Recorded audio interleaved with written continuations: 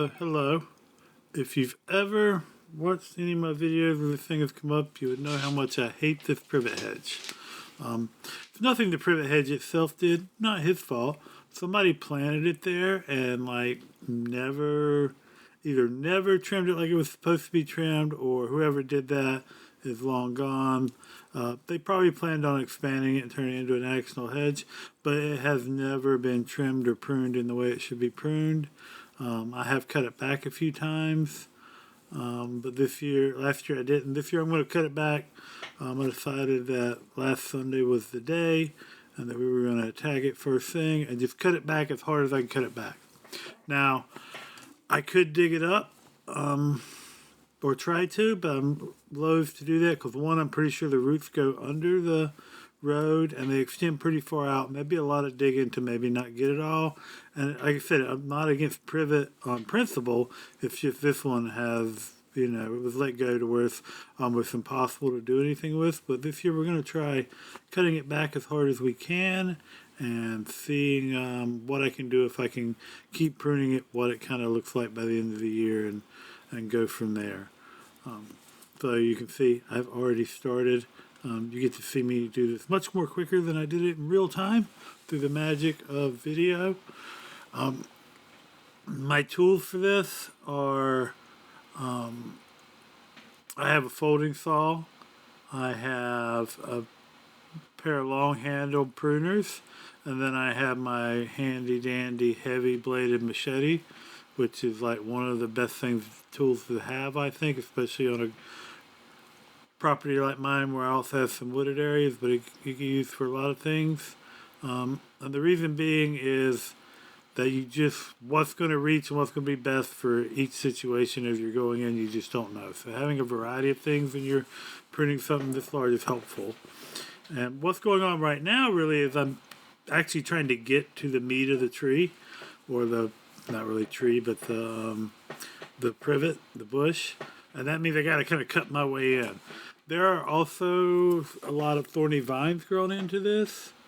And so that's why I'm wearing, you should wear eye protection anyway when you're doing this kind of thing.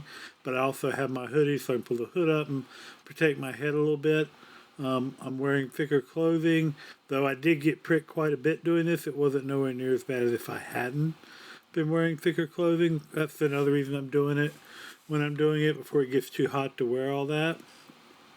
And I'm just working at it. I apologize for the angle of the first part of this video. I broke my mount for the phone and I managed to rig up a way to do it, because my feeling was that if I was going to do this job, it was going to get documented. Whether anybody else ever watches this video or not. I was not doing this job without documenting it at the same time.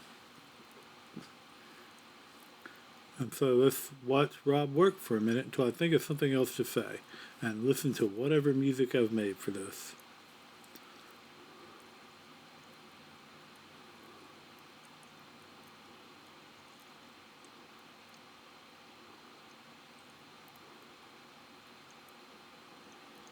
So now we've slowly transitioned to a better angle where you can see what's going on. I've already hauled off a lot of what I cut. And at the end of the video, I'll show you exactly what I did with this stuff. I did not take it to the dump. I reused it on the property. There's some places where I wanted to start some dead hedges or some thickets in the woods. And at the end of the video, I'll show you some of that. As always, I kind of work very loosely from like permacultural principles, or the principle of using everything I have, not throwing out anything if I can help it, and reusing things. So we'll see what I decide to do with this time around. I don't know if you can notice, but it's getting much easier. I'm pulling out much bigger pieces as I go, because I've managed to get in there. Now I'm on the other side working my way in.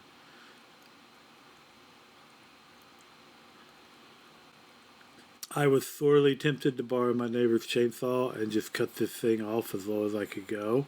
But I didn't. I'm not there with it yet. That might be what we do if I can't turn it into something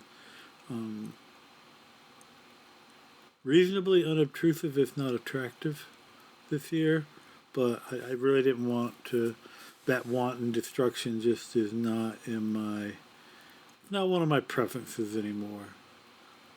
As crazy as the thing drives me when it gets real big. I'd rather see if I can salvage it in some way. And if I can't, and even if I can, probably, I'm been working on propagating that dappled willow you see in the background because I love it, and maybe using it to create a better hedge in the front. Lots and lots of debris from this. No matter how much tree debris you think you're going to have from this big of a pruning job, you're going to have more.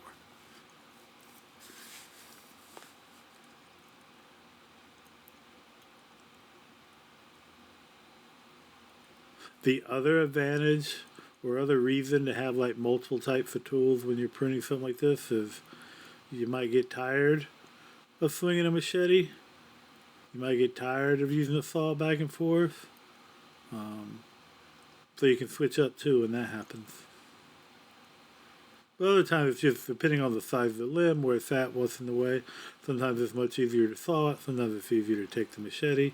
Other times it's easier to take those pruners.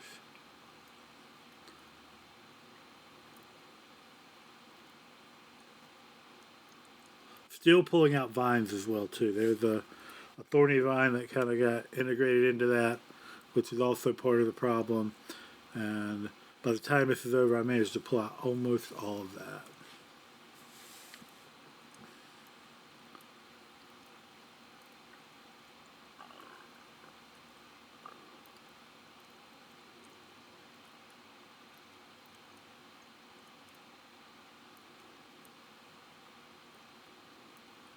Chop, chop, chop, chop, chop. Chop, chop, chop, chop, chop. I'm sorry, I couldn't resist.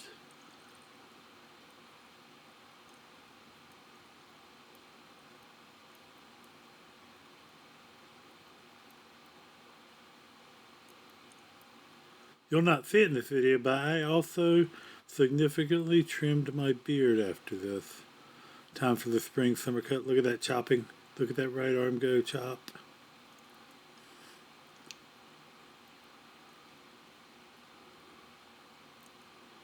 See? There we go.